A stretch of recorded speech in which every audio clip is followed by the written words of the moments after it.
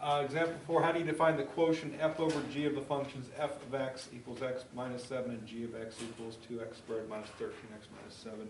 First thing I want to discuss here is domain, because all these, it's sum, difference, product, in this case quotient of functions. We need to establish domains of things in order to establish the domain of the new rule, which is this f over g of x that we're making. Well, f of x, the domain of f of x is a set of all x such that something is true, and the domain of g of x is a set of all x such that something is true. Okay, again, domain, that's how we write a domain statement out every time. This blue stuff that I've got written here, every domain statement has that look to it. Domain of some function equals a set of all x such that some fact is true. And that fact can be something about what values x can possibly be. X could be greater than this number, less than that number. It could not equal a number. It could be all real numbers. Whatever it is, it's going to be some statement of existence for x for these problems. And basically it is what we're allowed to do, what are we allowed to put into this. And for domain issues at this point in your math career, I'd say, the only two things that really constrict domain would be division by 0 is illegal and square roots of negative numbers is illegal. Beyond that, we haven't really discussed any functions that have any other rules beyond that. So when I'm dealing with domain, that's really I'm going to focus on. Square root of negative and division by 0 are both illegal. So if either of those things should happen, I'm going to say we're not allowed to have x equals these numbers. This value of x creates a square root of a negative number. This value of x creates division by 0, so x can't equal those numbers, basically. We're looking at f of x and g of x. Starting with f of x, there is no square roots, there is no division, right? So I'm not going to have square root of a negative number happening, I'm not going to have division of 0 happening, so the domain of f of x is all real numbers. So we say x is an element of the set of all real numbers. If we look at g of x with the same criteria in mind, square roots and division would be bad if division by 0 square root of a negative number happens. There's no square roots happening, there's no division happening, so again, all real numbers. And in your last homework assignment, you noticed that a lot of stuff was all real numbers, right? And it was pretty frequent that that happened. It's not uncommon for all real numbers to happen. Okay, so those two domains are going to help us establish the domain of f over g of x. All right? If I'm looking at f over g of x,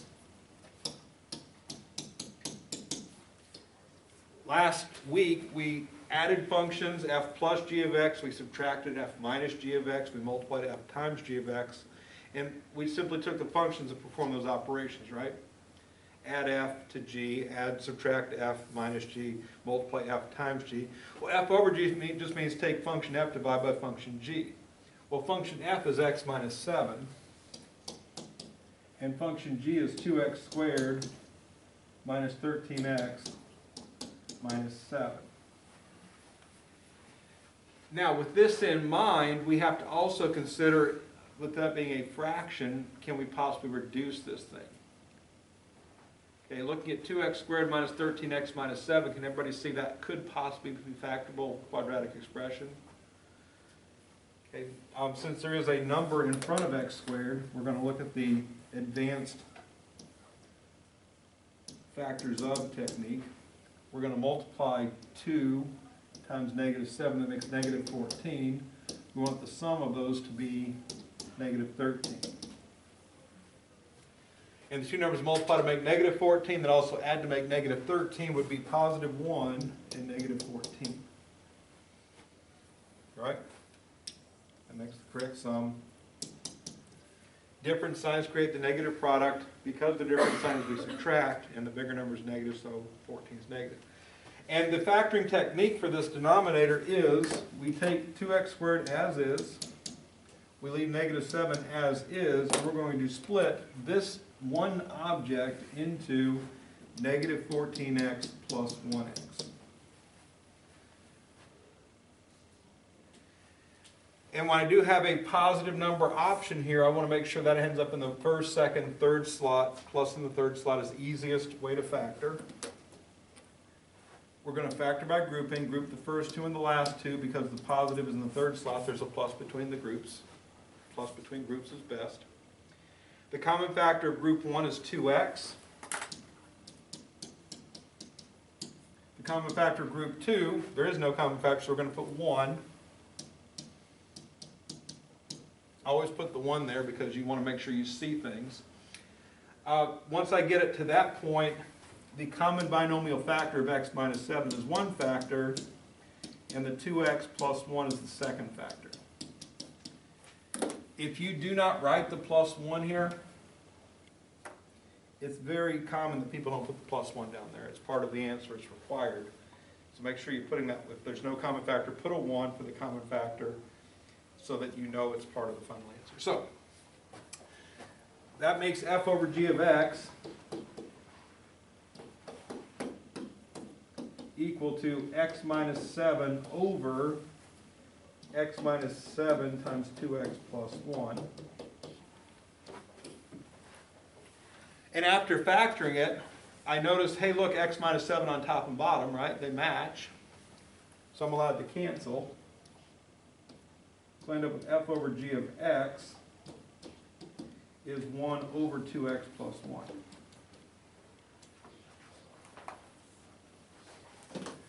Now the other part of this answer is the domain. And again, I need to establish domain for my final answer. And for every other operation, addition, subtraction, multiplication, the domain of the sum difference product was just the intersection of these two sets. For division particularly, because division by 0 is illegal, we're creating out of two non-dividing problems a division problem. We're introducing the possibility of division by 0. So for this particular operation, division, the intersection of the sets is part of the idea, but then we also have to include the possibility that division by 0 entered into the mix because we divided. Any value that makes the denominator 0 at any point along the problem. This is the final answer, right? This is the denominator in the final answer. But originally the denominator was this.